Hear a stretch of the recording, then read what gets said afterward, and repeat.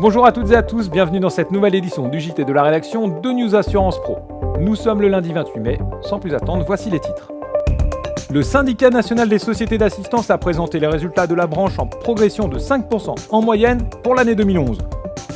Nous ferons ensuite le point sur les perspectives de la Maïf et de la Matmut avec les présidents des deux mutuelles d'assurance. Enfin, l'assurance vie a-t-elle retrouvé des couleurs au mois d'avril? Nous le verrons dans ce JT. C'est toujours la saison des résultats dans les différents secteurs de l'assurance. Nous allons maintenant vers le secteur de l'assistance puisque le syndicat national des sociétés d'assistance a présenté la semaine passée les résultats du secteur qui réalise une bonne année 2011, comme vous l'explique Thierry Gouby. Lors de ses résultats annuels, le SNSA, syndicat national des sociétés d'assistance, a annoncé pour 2011 un chiffre d'affaires en hausse de 5,7% pour la France à plus de 2 milliards d'euros. Le syndicat, qui regroupe 96% des assisteurs de la place, enregistre également une hausse de 5% de son chiffre d'affaires pour l'activité dans le monde à plus de 5 milliards d'euros. Malgré un contexte géopolitique difficile et en pleine évolution ces derniers mois, les assisteurs se tournent malgré tout vers l'international. L'activité à l'international se développe parce que de plus en plus de pays apprennent à connaître les prestations d'assistance, donc les consommateurs en font une demande de plus en plus forte et on constate sur les pays émergents une consommation importante et une demande plus forte sur l'automobile, sur le voyage, et puis dans les pays plus matures, nous commençons à pouvoir installer des prestations d'assistance de proximité, c'est-à-dire plutôt d'assistance à domicile et de services à domicile. En ce qui concerne les branches d'activité, le secteur de l'automobile représente 57,6% du chiffre d'affaires des assisteurs en France. Vient ensuite la branche des services à domicile habitation, qui se situe, elle, à 18,3% du chiffre d'affaires. Puis enfin, la branche médical voyage représente 13,7% du chiffre d'affaires des assisteurs dans l'Hexagone. Enfin, pour 2011, le SNSA a enregistré une hausse d'activité de 0,8%, approchant le cap des 8 millions de dossiers traités en France. Dans une année 2011 complexe pour les assureurs, c'est le domaine des services qui est en pleine explosion. Sur ce créneau, ce sont les sociétés d'assistance qui, dans les années à venir, auront un rôle important à jouer. Résultat toujours, nous allons maintenant vers les mutuelles d'assurance. La Maïf et la Matmut ont présenté leurs résultats respectifs pour l'année 2011, des résultats similaires, chiffre d'affaires en baisse mais résultats nets en hausse, notamment grâce à une bonne sinistralité. Vous allez entendre maintenant les deux présidents, Roger Belot pour la Maïf et Daniel Avis pour la Matmut, nous parler des perspectives pour l'année 2012. En 2012, nous avons décidé de renforcer notre partenariat avec la MGN. Je vais même parler d'alliance renforcée.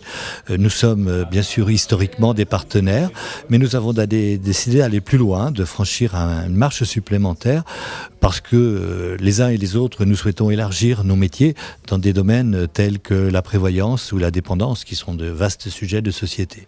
Donc on a décidé que pour nos sociétaires, et c'est ce qu'ils attendent aussi, la Maïf et la MGN ne soient pas des concurrents, mais au contraire leur apportent des services et des solutions complémentaires. Nous envisageons de trouver un accord avec un collègue de façon à avoir l'épargne plus massifiée, externalisée, et conserver dans Matmut Vie l'intégralité de la gamme à risque et laisser la gamme épargne avec un collègue qui serait l'opérateur et dont nous assurerions bien évidemment la distribution, le contrôle une partie du contrôle de la gestion par rapport au portefeuille issu de Matmut, de façon à toujours donner la même qualité de service à nos sociétaires, mais à gérer le risque d'une façon plus optimale.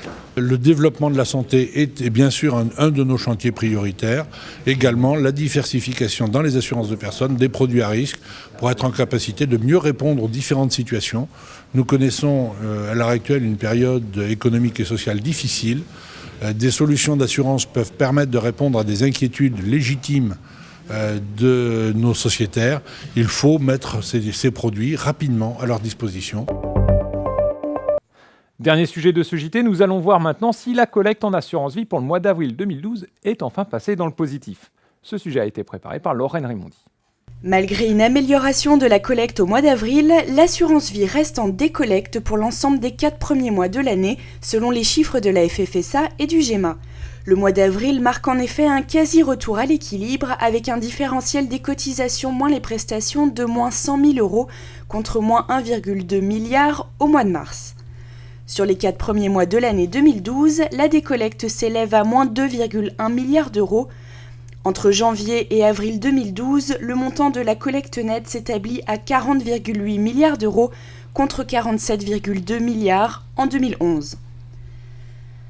Parallèlement, le livret A affiche une santé insolente puisque sa collecte quasi triplait en avril à 2,53 milliards d'euros.